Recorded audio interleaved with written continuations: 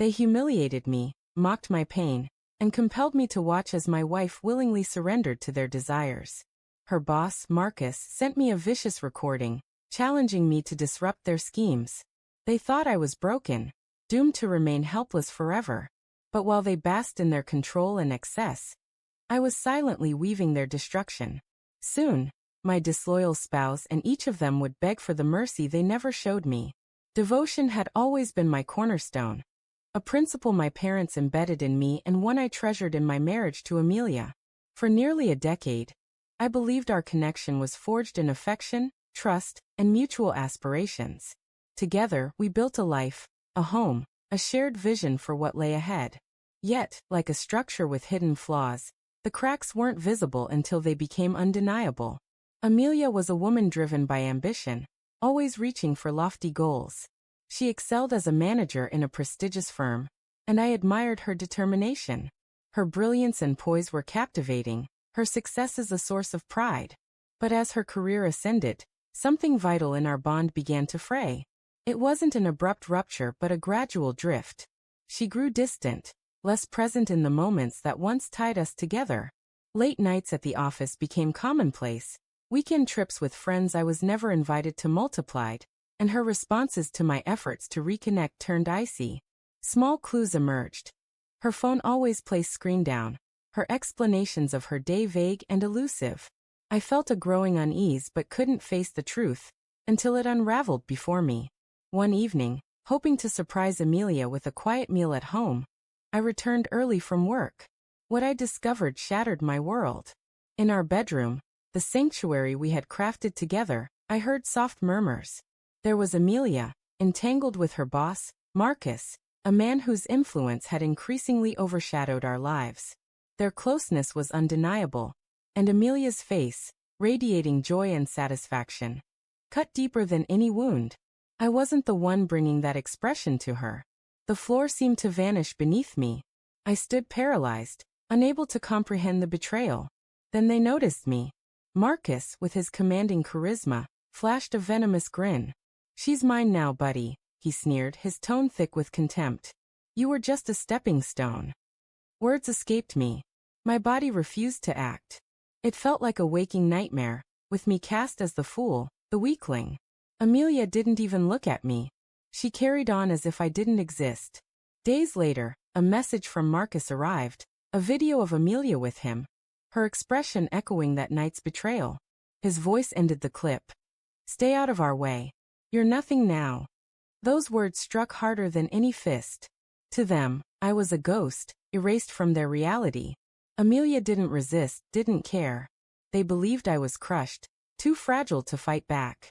They were wrong. The anguish surging through me transformed into something sharper, a focused rage. I knew confronting them directly would only fuel their power. I had to be strategic, patient. This wasn't just about revenge. It was about dismantling their arrogance, reclaiming what they had taken from me. I began gathering evidence, delving into their relationship, their professional worlds, their hidden secrets. I examined Marcus's financial dealings, Amelia's records, anything that could serve as leverage. The man they had shattered became someone relentless. I rebuilt myself, honing my intellect and steeling my resolve. I became a shadow in their world, watching their private triumphs, plotting in silence. For months, I studied their weaknesses, uncovering truths they thought were secure. Marcus's corrupt business dealings surfaced first, proof of embezzlement, fraud, and tax evasion, enough to ruin him. I anonymously alerted the authorities and the media, ensuring his downfall was both public and humiliating. Then I turned to Amelia. I exposed her infidelity to her colleagues, friends, and family, shattering her carefully crafted facade. She was forced to resign, her reputation in ruins. But I didn't stop there. I sold our home, our cars, our shared belongings, leaving her with nothing. I cut all ties, ensuring she could never reach me again. Marcus faced arrest, charged with multiple counts of financial misconduct. His career imploded, his future dissolved, and the specter of prison loomed. The media devoured his downfall, labeling him an outcast. As for Amelia, her world collapsed too.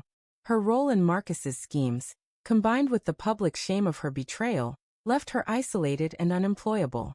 Yet, as I stood amid the chaos I had orchestrated, the triumph I had expected felt empty. The fire of vengeance that had fueled me had burned out, leaving only a void. I had prevailed, but at what cost?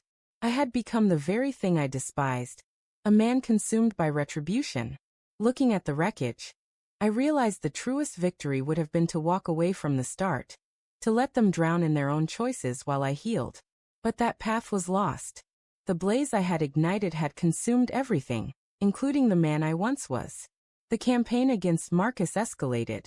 I supplied the press with documents revealing his tax fraud, embezzlement, and illicit transactions.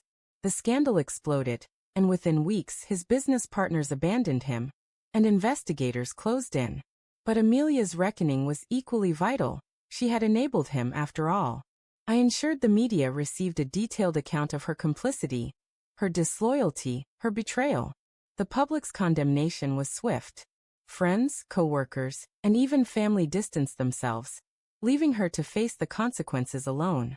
As Marcus and Amelia continued their affair, oblivious to the storm gathering around them, the trap I had set began to close. The first hint of trouble came when a journalist contacted Marcus's firm, probing about the leaks. His fraudulent dealings and financial corruption unraveled his reputation, transforming him from a celebrated leader into a liability. His personal life fared no better.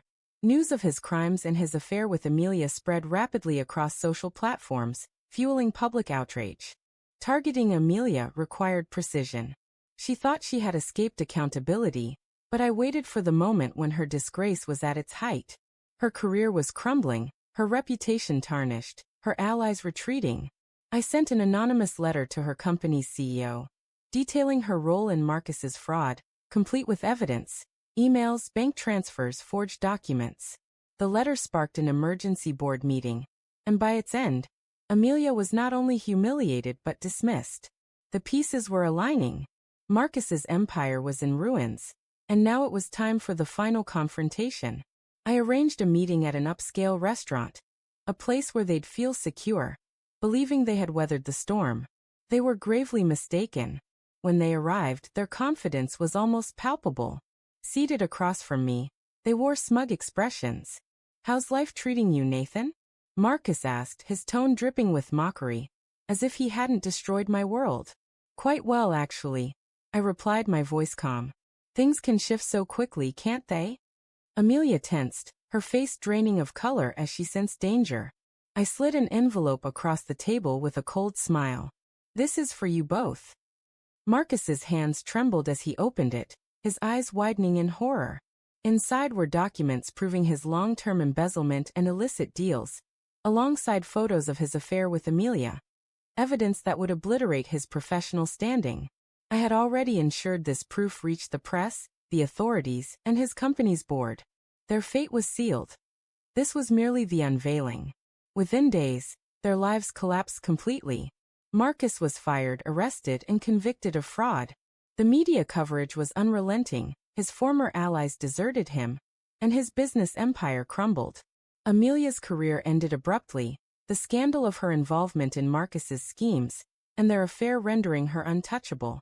Her friends abandoned her, her family condemned her.